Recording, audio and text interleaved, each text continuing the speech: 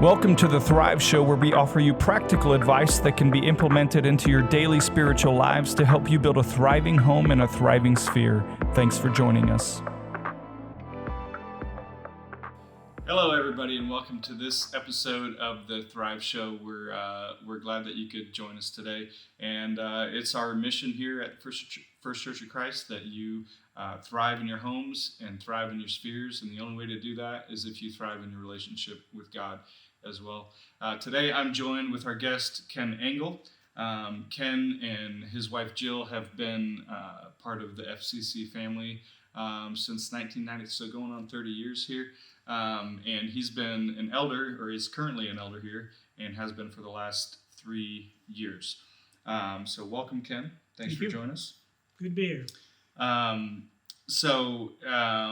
As I've already said, Ken's an elder here at FCC, and I wonder if you would just walk us through that process of how you felt called to that leadership role here at First Church of Christ. Sure. Started out, my wife and I have been attending Church of Christ for a lot of years. We started out in a small country church where we were involved there. I was a Sunday school superintendent there for several years. And then we felt the need to kind of take a break. And so we kind of checked out some other churches and decided to come to FCC here in Bluffton. Try it out. So we came here, as you said, in 93, and kind of just took a break from doing anything. Didn't get too involved. Came and just listened to the sermons and went to Sunday school classes. At that time, there were Bible studies, similar to our community groups we have now, but went to those and got to know some people. Time went on, and I saw that we had the ability to grow here, and we wanted to be involved, and saw a lot of good men with the deacons and the elders. Became an elder probably after 5 or 6 years we'd been here. Was an elder for 6 years, and learned a lot about how FCC helps people, how a lot of people are in need throughout the community and within the church. So through that, I got to know a lot of the congregation, and I saw a couple really godly men that I felt were great leaders as elders. One was Bob Sprinkle, and got to know Bob really well and saw the way he dealt with people, and thought, well, that would be a great opportunity moving forward. If I was ever called to be an elder, I would like to do that. The other person, somebody you might know, was Ralph Gunner, and a truly godly man, and got to know Ralph real well. Served on a education committee with him, and so through contact with Ralph and Bob, I thought, well, boy, these guys have really got going on. They know what it's all about. Seasoned veterans, and they're willing to show other people what it means to be a Christian. I know Ralph is my grandpa, by the way, so if you didn't know that. A great man. And I know Bob and one of the other fellows here at church would go and visit people in the nursing home, and I could see their love for people. So the first time I was asked about being an elder, I was a deacon, and so I said, "Oh, would you want to be an elder?" And well, I've been thinking about it, but I'm not sure. I really kind of like the deacon thing right now. So I kind of passed. And then a little bit later on, 3 years down the road, I was asked again, and I said, well, yeah, I would be, in tune to being an elder. I think one of the biggest things I've found in 3 years is that it's made me really humble. It's a humbling experience when you're asked to serve, and people look to you for maybe some guidance. The elder job is not for the faint of heart. We don't always have people that agree with what we do. We're trying to do the best for FCC and for God. And people have different opinions, but we always measure what we do in an elder meeting and throughout the community versus biblical principles. And so we always measure against that. I say we may not always do things that people think we should, but we're trying to do the best for FCC. And I found that as a very humbling experience. And with mentors like Ralph and Bob and others that have been elders in the past, it's really helped me build my relationship with God. One of the things that we've done over the last 3 years, and I don't know if the congregation knows so much about this, but we've partnered with E2 Ministries from Indianapolis. And it's a group of men that have been elders at churches. One of the fellows is a minister, another professor. And what they have done is built this ministry up to help out elders, help teach elders. And we've been going through that. We've done a lot of reading and watched some videos and been to a seminar. And that's helped a tremendous amount. It's helped the camaraderie among the elders, because we need to have a crew that's solid together. Yeah, I think we have that, and we've worked well together. So the eldership is, I say, it's not an easy task, but it's one that's worthwhile, and it'll make you grow as a Christian. So Ken, is part of the responsibilities as an elder is to care for the flock, the people under our umbrella, the people that we care for here as the First Church of Christ. And you had the experience as part of that flock before you became an elder, where you went through a situation where you had to have a triple bypass surgery, where you were a member of that flock that needed care for. Can you just walk us through that situation and what that was like for you? Sure. I kind of want to go back to when it all started, not to make it too much of a long story, but if you could give some background. We were walking on the trail one day, Jill and I, and felt pain in my chest. And I thought, something's not quite right here. So I went to the doctor, and they sent me to a cardiologist. They did some tests and said, well, you've got some blockage, after they did an EKG, and I think you may need to have a stent put in for this blockage. So, so I go to the Lutheran Hospital, and the doctor there went to put a stent in, and he couldn't get it in quite right. So he sends me out, and he tells Jill and I that, well, I think he needs bypass surgery. This was the first stent. And then he leaves for a little bit. He comes back in, and he says, well, I talked to the heart surgeons, and they said that I should have put a stent in.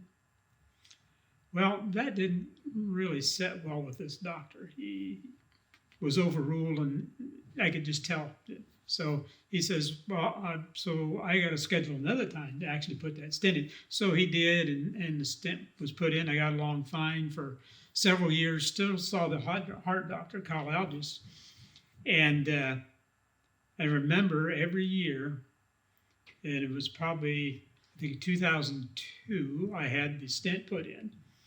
And then it went to about 2010. Every year I saw a cardiologist. I went on a stress treadmill test.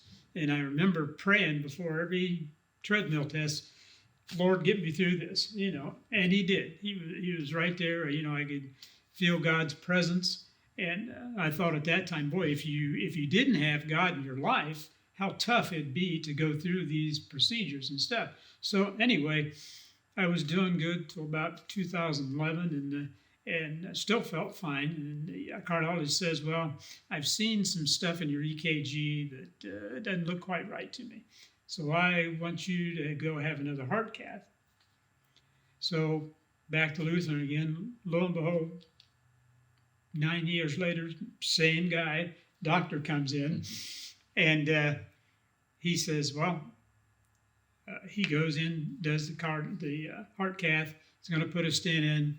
So he tells me, he says, well, comes out and he says, I couldn't get the stent in. I tried.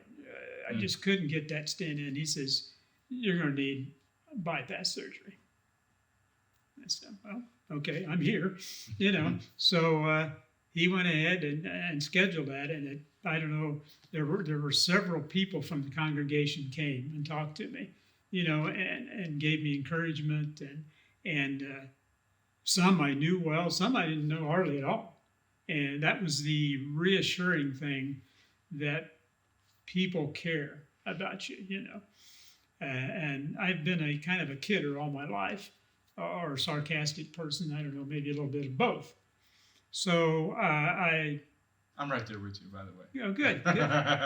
So I thought, well, the one guy came up and he says, a good friend from the church, and he says, came up to see me, he says, I'm going to come up here for your bypass surgery too, because he was there. And I said, well, I appreciate that. And he says, well, you may not want to say something too much right now. He says, because number one, I didn't even realize you had a heart. And number two, I figured it was black if you did have one. So I think, well, hey, thanks for coming, and the encouragement. So, but I recognized years before that, if I was going to, be sarcastic, I needed to recognize what it was and be able to take it coming back. So anyway, we both kind of got a laugh out of that. And then the day of the surgery, the surgeon comes in and he looks at me and he says, you seem to be a little nervous. Well, I don't know what made him say that, Sure, I was a little apprehensive. Nervous, I don't think so, because I knew God was by my side, and right there with me. So I don't know if I said it out loud or if I just thought it, but I thought, I sure hope you're not nervous, because you're going to be holding a scalpel, and cutting me open. I hope you're not nervous. So anyway, I had the surgery and got along fine. If anybody that's had bypass surgery, sometimes they'll take veins out of your legs to use to redo your veins, and that sounds kind of nasty, but the worst part I had to recovery was actually from my leg, because it was, quite frankly, like a 2x4. It was very stiff, so I had to do, walk a lot and exercise, and after that, I had people, that I've known come up to me and say, hey, we're glad you got along fine. With support from the church and cards. That's what gets you through these situations. And I was really grateful for people to come and see me and talk to me. People think, well, I go see this person, but I don't know what to say. I don't know how they feel, and this, that, and the other. Well, I would like for people to just take that out of their mind, just going and being there. Maybe put a hand on your shoulder, hold your hand, and just say, hey, we're here for you. Can we pray with you? That's all you need. You don't have to grow with any profound theological background to give information. Just be there for people. And I think I found that out even more when I was on the calling ministry and going to see people in the nursing home. They just need somebody to talk to. But through the heart surgery, I learned that it was great to have people around you that cared and were willing to step out of their time frame, give time to you to come and see you. And I think that's what really was good for me. And then another part I had later on, and not to go into too much, but I had prostate cancer. And that was after the heart surgery. That was about 6 years ago. And I had to have radiation for that. Lo and behold, they had announced it during church, and afterwards I got up to leave the seat, and there was 3 guys standing around me, just like that. They'd had prostate cancer. Some of them still were battling it, and some had gotten through it. So it's been a couple somewhat major things in my life from an illness standpoint, that people came around me and helped, and I say sent cards, came and talked to me, and now through all of that, that's built my faith in Christ, and it's made it so I want to tell people, others that may be in these situations, if it's prostate cancer or it's heart problems. Yeah, it's not a fun thing to go to. You're not going to put your name on a list to go through it if you don't have to. Mm-hmm. But if you do, you will get out on the other side. And people will help you through that situation. And I'm really thankful for people within the church that were, able to come around me and help. Well, that's good, because one of our core values here at First Church of Christ is that we're better together, right? We're no one can survive both their lives and their spiritual lives. Like, they can't survive that on their own. So that's really a testament to what, how the church can wrap itself around each other when others are in need, not just in a community sense, but in a real, more spiritual depth sense, being there for others when they're in need. So I think that's a really great testimony of how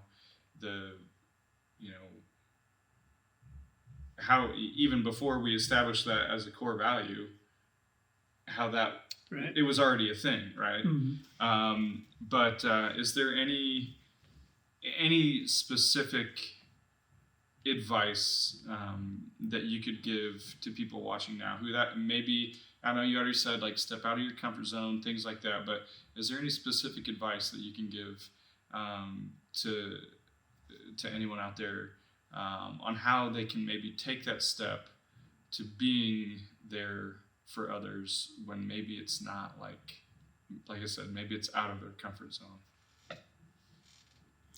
Yeah, I would say that a lot of times you see people in need and recognize, well, gee, I've been kind of through that, and maybe I should go talk to them about that and tell them, been there, done that, got the t-shirt type thing. But we become reluctant to do that because we may not know how that's going to be received. That's been a kind of shift in the culture, I think.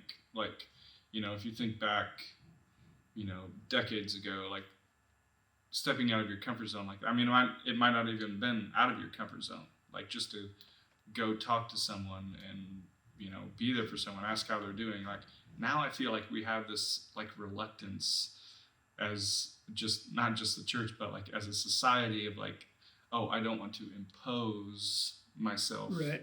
on you.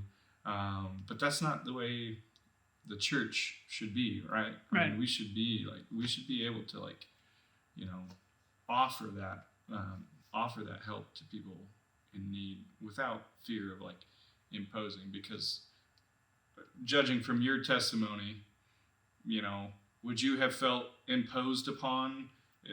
You didn't. People you didn't even know came to you, and you felt grateful for that. You didn't feel imposed upon by people, like, just being there and surrounding you, right? Right. Yeah, I felt that I had a need for people to show they cared, and they did that, and they stepped up, and I think people really need that, especially now, because with the age of the cell phone and Facebook and other things, we don't have the contact with people that we used to one-on-one. We don't have those conversations at the coffee shop. And we need those to communicate to people. Otherwise, we become kind of stagnant, and somebody talks to you, you almost jump because you're not used to that kind of atmosphere between people. I think that if you see somebody that's in need, not to belabor the point, but do step out of your comfort zone. Some of us some people are introverts, some are extroverts. Some people want to talk all the time, some don't, and that's fine. We're all built differently. But I think as a church, we need to recognize that there's a lot of people in need, believers and unbelievers both, that we need to communicate to and tell them that we care. God cares. He's here for you. And the situation you're in may look pretty sad, pretty tough, but he's right there with you. He's got his arm around you, and he'll take you through that. He's always there. So better together, I think, as a church, that's one of a great core value for us. We've seen that a lot. I have, and my wife has, through our community groups, where we're able to open up and share things that you might not. And the community group, the building together, comes about through trust. As you recognize that in this group, it's not going to go any farther unless you want it to. If you want what I would call corporate prayer, that's fine. It's one of the things we do in the elder meetings. We have prayer, specific prayer for individuals, but we need to know that person needs prayer. So on the flip side of the coin, if people know somebody needs prayer, tell us. Tell the elders, call the church office and let us know that, because we want to lift people up in prayer, because we want to, as you said, build people together. It's done through community groups. It's done through people talking in the hallway. Sometimes if you see a new person, and it's kind of, for me, over the last few years, has been something that I've kind of tried to do, is talk to a new person I see. Now, they may have been going to second service, and I just didn't see them. That's very well. And you may come across that, and that's happened to us. Well, that's happened to me too, and I'm on staff, so I know I've been coming for weeks. So sorry, I didn't know. Yeah, I've been coming here for 2 years, and second service. Oh, okay. But sometimes what I try to do is to see an inroad. It may sound kind of silly, but if I see them walking in with little kids, you go, where are your kids? Where do they go to school? What kind of sports are they in? You break that barrier, because the person coming into the church, maybe for the first time, is probably just as nervous as you are, or maybe more. Mm-hmm. You're kind of confident. You've been there, done that. You're talking to your buddy over here, drinking a cup of coffee. They're coming in wide-eyed. And it may be the first time they even came to a church, period. Mm-hmm. So that first-time impression, that reaction that they get from you, is paramount in bringing people into church so that we can help them build together with us. So I really like the hallway talk. Yeah, I think it helps. So Ken, if you had some advice to give someone who's maybe like on the fringe, not fully plugged in here at FCC yet, do you have any advice that you could give someone to get them more connected with and thriving in their lives, but more connected with their FCC family here? Yeah, I would say definitely to get involved with ministry teams, because you're going to find that there's a lot of ministry teams out there that need help. Children's ministry, helping hands, making meals, calling on people. There's just a plethora of ministries that need help. You don't have to, get on the stage. You don't have to get up in front of the congregation to do those things. They're things that need to be done, and you will be rewarded for that, because you're going to see a lot of what the inside of the church is like, how people come together and help each other.